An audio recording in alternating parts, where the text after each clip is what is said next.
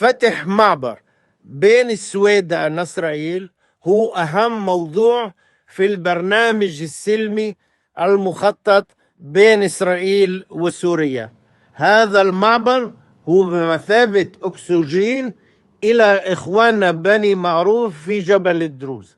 كل درزي بيحكي لتغيير هذا الموقف هو بمثابة خاين ضد إخواننا بني معروف، مش مهم إذا هو في لبنان في إسرائيل أو في الأردن. لذلك أعطوا دروز سوريا وخاصة في السويداء يقرروا مصيرهم. ما حدا بحاجة إلكم يا دروز اللي موجودين في لبنان وفي إسرائيل، أعطوهن المجال، هن بيعرفوا شو عم يعملوا، هن بحاجة لاستقلالية نحن وراهم، هن بحاجة لمعبر نحن وراهم. فيش لزوم نفرجي انه عم نعمل.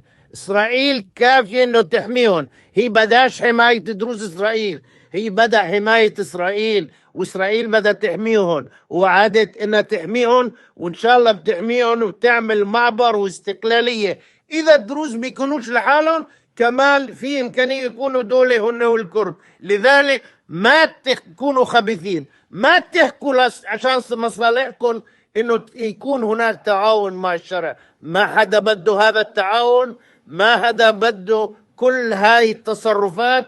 هدول إرهابيين، ولا يمكن في جبل الدروز ينسوا هاي المجزرة اللي صارت عليهم.